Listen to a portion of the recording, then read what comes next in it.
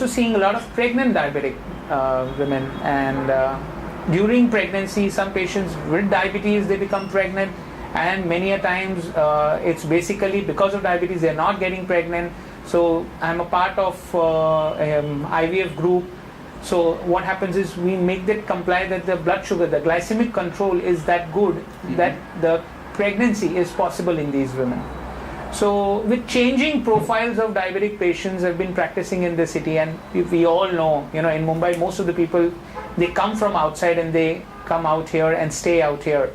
So what happens is when they stay, it's like a different class, different culture, different background. So we are lucky enough to see all classes, all backgrounds, and all caste and creed patients. Okay. Doctor, when it comes to, you mentioned about gestational diabetes. Now, what are the other kinds of gestational diabetes other than during pregnancy? Is there any other kind of gestational diabetes in human beings? See, the diabetes in gestation is classified or defined as diabetes detected during the phase of pregnancy. Okay. There are certain patients, those who are diabetic prior to getting pregnant, and these patients become pregnant. Diabetic patient become pregnant is a different class. Okay, when we talk about gestational diabetes, it's basically diabetic patients, those who have been detected as diabetes during the phase of pregnancy, from impaired glucose tolerance or from an impaired fasting glucose, then on becoming a complete diabetic during the pregnancy. ADA and Indian Diabetic Association has already set up certain guidelines for detection of these diabetic patients during the phase of pregnancy, wherein they say after doing an oral glucose tolerance test, we should try and detect, after giving them 50 grams or 75 grams of glucose, try and detect if the blood sugars go high more than particular values, then you label these patients as diabetic, those who require attention either by diet, lifestyle management, or sometimes insulin injections as well. Okay. Doctor, are there no other cases like kidney failure where, it can be acute kidney failure or chronic? The same way, it doesn't happen with diabetes that somebody gets diabetes for a few months and then becomes all right? Right. See, yes, it definitely happens many a times, and especially these cases are seen during GDMs, like gestational diabetes. These are the patients, those who because of pregnancy, because of the hormonal disarray, these patients tend to develop high blood glucose during the phase of pregnancy, which after the delivery or during the phase of lactation, we have seen it reverses back. But these patients are genetically predisposed to develop diabetes. If you go into the history of their family, you would either find one of their parent either a diabetic or their sibling a diabetic, or any one related, blood relative as a diabetic. So these patients are genetically predisposed to becoming a diabetic. Indians per se are genetically very highly predisposed to developing diabetes. Absolutely, right. We'll also come to that in a bit. Now, what are the chances of getting permanent diabetes? Is one of the emails very commonly we receive. Actually, there are two kinds of emails that we receive. Almost 90% of them are related to cost of management of diabetes, and second is about diet. People ask questions like, can I have 2 tegulas in the morning, 3 chapatis in the afternoon, those kind of questions. Now, in particular about diabetes and gestational diabetes, what are the chances of getting permanent diabetes when you are pregnant? After the pregnancy, the diabetes will stay. Right. See, as per the statistics go, about 5% of the women, those who develop GDM, basically as described as gestational diabetes mellitus or high blood glucose readings during the phase of pregnancy, they have a good chance or a good risk of developing diabetes post-pregnancy. Okay.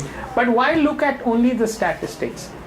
Here we are sitting here to make everybody aware about diabetes. So every person who has high blood glucose today stands a good chance of becoming diabetic in future. If it is impaired fasting glucose, wherein the fasting sugars are more than 110 but less than 126, these patients again tend to be at a higher risk of becoming a diabetic in future, next 5 years. Impaired glucose tolerance more than 140 and less than 200 of the postprandial values, again more than 75% chance of these patients becoming diabetic in next 5 years. But why wait for 5 years for a patient becoming diabetic? In one of my studies, I have also shown that spouses of a diabetic patient, they also tend to have good glycemic variability. These patients are non-diabetics. They've just they were just accompanying their patients, and they come to me. I just get their blood sugars done, and I find out that okay, these patients also are in the same category of developing diabetes in next 5 years. So by as a rule of thumb, every human being should assess the blood sugar values. If the sugar values are going high, then should go into details of their lifestyle, in their diet, so that they can prevent diabetes onset in future. And same thing applies to GDM, same thing applies to all human races. Okay, doctor, quickly, don't you find the challenge in managing diet for gestational diabetic people? Basically, there is no challenge in managing diet at all. You have to put common sense. See, that's what the myth is. Okay. Since I am pregnant, so I have to eat so much so that my baby also gets adequate nutrition. It's not the quantity which decides your nutrition to your baby. It's the quality of food which decides the nutrition to your baby. What is more important? That necessarily will not add all the carbohydrates and sugar. Not at all. Not at all. What is commonly being given to a diabetic pregnant patient is high protein diet, because it's a protein which are more necessary.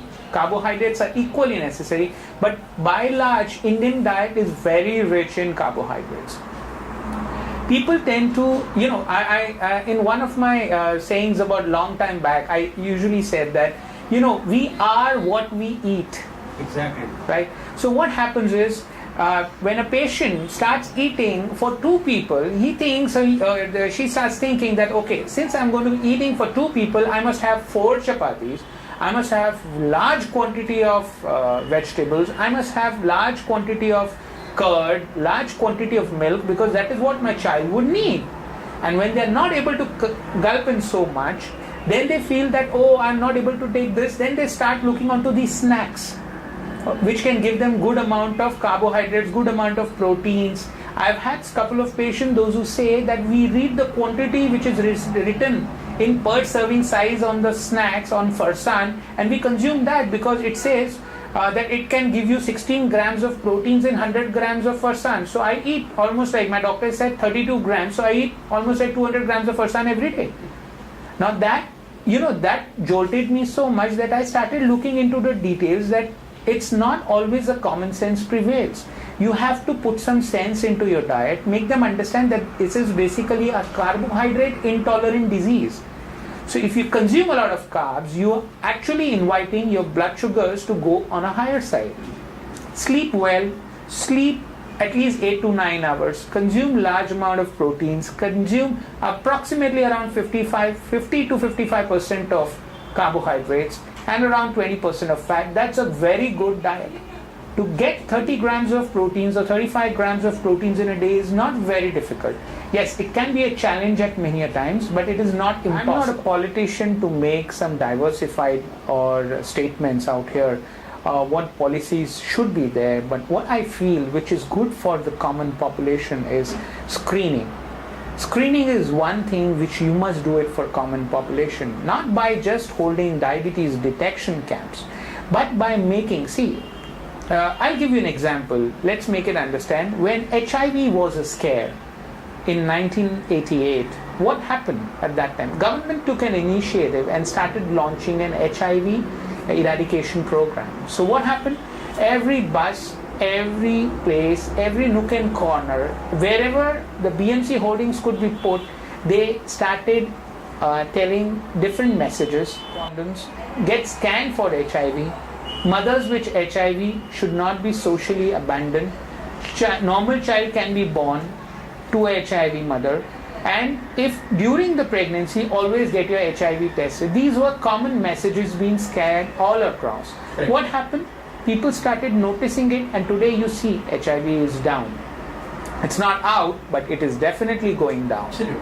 Now the same thing applies to a social disease like diabetes. I would call it as a social disease. The reason being because it's like a social lifestyle problem. every human being is at risk of developing a disease like diabetes. Because we have a thrifty genes, yeah, not only because we are genetically predisposed, it's also because we are lifestyle wise predisposed, because we are like Indian westernized lifestyle. We are not Indian, we are not Western, we are just Indian Indo-Western lifestyle. We do not comply to any particular one way of living. We tend to be just, mango people. We just live for the day. That's how most of the people in metros they live, because I practice in metros. I would request BMC to start putting messages across everywhere about diabetes, that diabetes is not a disease, it's basically your food. Look into your food. What you eat, as I said, what you are is because what you eat. So, or what you eat is what you are. So same thing when you comply it this way, that if you understand what you eat, definitely the risk of diabetes would go low.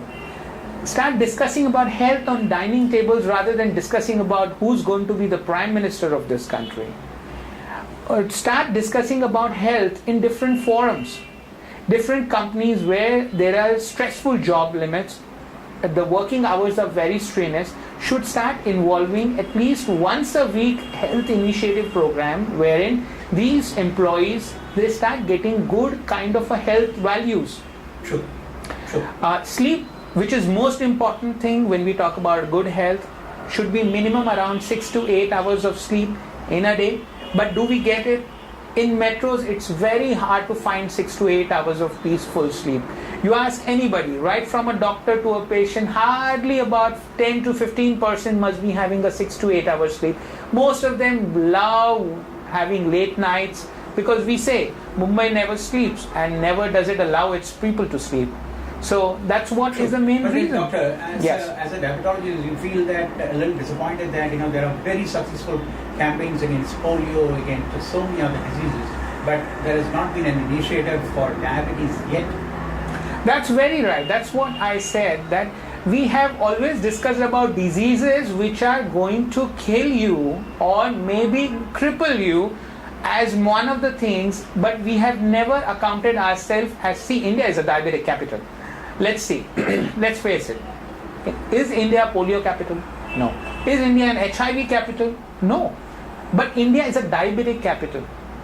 Right from people at the helm of this political scenario who are diabetic, and right to a beggar, anybody can be detected as a diabetic. And everybody needs a care. Everybody needs a hand to give him some help. So we as a guiding force should comply on to this much, that at least India should take a proper initiative and not only become as a diabetes capital, it should start becoming a diabetes care capital. Okay, doctor, there is one initiative which has been started in UK where the government has started to impose special taxes on sweet beverages. Okay, now just like the logic is that just like on cigarettes and alcohol, extra taxes would curb usage of that substance. Do you think that kind of thing can also help in India, with extra taxes on sweet beverages that can worsen the situation for diabetes should be put on? Ideally, yes. See, I'm again not a politician to give you this statement, but this is all like decided by the people sitting inside the parliament. But sweet beverages are one thing which, apart from giving empty calories, they can also cause a lot of cardiovascular risk, which has been proven beyond doubt. Therefore, in UK, in US, sweet beverages have been banned across the schools, inside the schools, around the teaching institutions. So in India also, same initiative has to be taken about these sweet beverages. Anything which is locally available, which, see, we took strong initiative against the cigarettes. Why against cigarettes and gutkhas and pan masalas? And why not the sweet beverages? Because the sweet beverages are like, slow poison. Once you start taking in, after about few years, you tend to develop a disease. So are you not supposed to be socially responsible to curb it down? Sure. UK and US have taken an initiative. It's only India which is left. Now India, being a diabetes capital, should take an initiative to start taking good taxes, and that's a way that the sales of the sweet beverages will go down.